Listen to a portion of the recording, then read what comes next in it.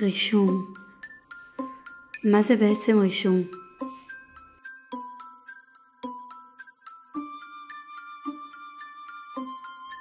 רישום זה הדבר הראשון שאומן עושה כדי לתרגם את העולם התלת-ממדי לעולם הדו-ממדי.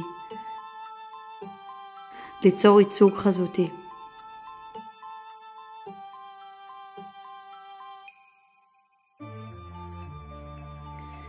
ניתן לרשום עם כלים שונים כגון עפרונות, עטים, פחם, דיו, פסטל, גירים.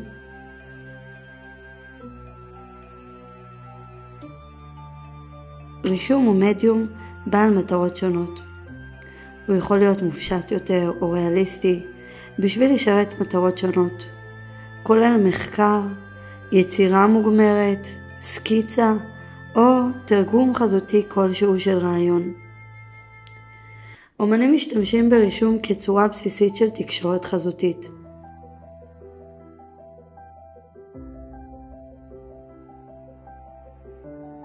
הרישום יכול להקיף מגוון רחב של סגנונות וטכניקות.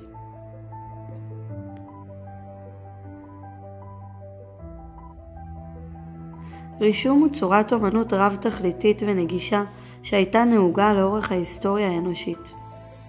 הוא מופיע לראשונה בציורי מערות בצרפת וספרד בתקופת האומנות הקדומה שלפני הספירה. מכיוון שרישום הוא מדיום שזקוק לתנאי שימור מעולים, אין הרבה שרידים של רישום מתקופות מוקדמות בתולדות האומנות.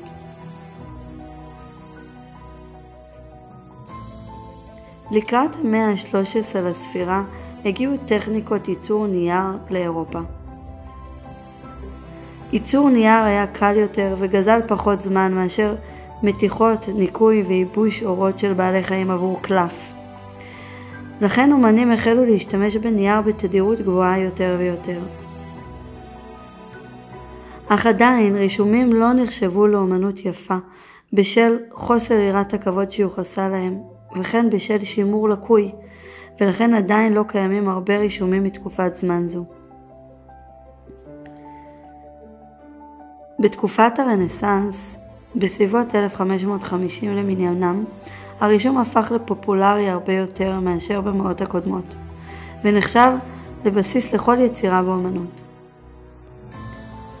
לפני שהתלמידים יכלו לצייר, לפסל או לבנות, הם היו צריכים ללמוד לצייר בצורה מדויקת באמצעות רישום.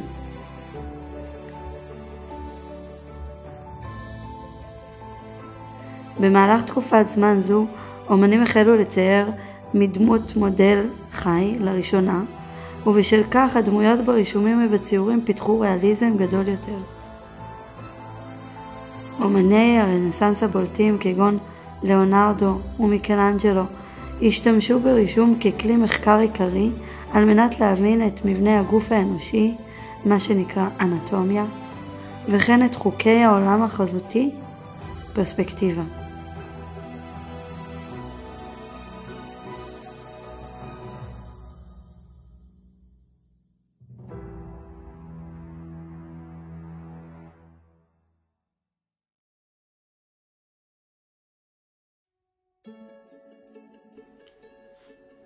הרישום שימש אף את אומני הפרסקאות אשר היו מציירים את הקומפוזיציה שלהם על גבי גבס תחילה לפני שצבעו אותו. ביצוע מחקרים מרובים עזר לאומן למצוא אזורים בעייתיים לפני שצייר אותו בקנה מידה גדול. כפי שנאמר, אם אתה לא יכול לצייר אותו בקטן, גם לא תוכל לצייר אותו בגדול. הרישום אף סייע לאומנים להעתיק את עבודותיהם לקיר כאשר הם היו מציירים את הקומפוזיציה שלהם על פיסת נייר גדולה כמו קרטון קל משקל, מחורים בו חורים קטנים לאורך כל קווי המתאר.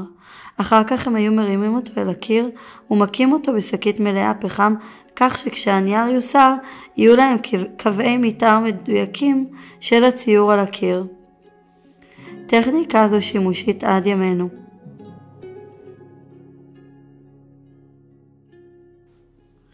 אומנים פלמים מהמאה ה-15 השתמשו בחוט כסף על נייר לבן.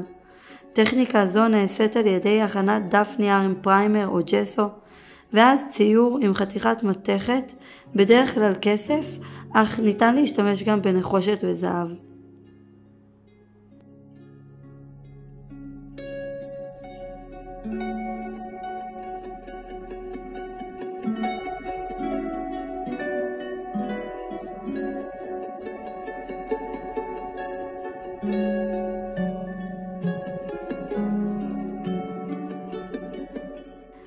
כל זאת נעשה לפני שהומצא הגרפיט. הגרפיט הומצא לראשונה בתחילת המאה ה-15. חשבו שזהו סוג של תרכובת עופרת, וזו הסיבה שעד היום אנו קוראים לזה עדיין עופרת, למרות שלמעשה אין בזה כלל עופרת. עפרונות מודרניים הם תערובת של אבקת גרפיט וחמר שנשרפים בכבשן, ועל ידי שינוי היחס בין חמר לגרפיט נוצר ההבדל בין קשיות העיפרון. במאות ה-17 וה-18 החשיבות של דיוק מוחלט ברישום פינתה את מקומה לטיפול חופשי יותר, ששיקף את סגנון הברוק באומנות. אומנות הברוק הייתה מוגזמת על מנת לייצר דרמה, והאומנים נטו להשתמש יותר במדיום כתמי כגון דיו.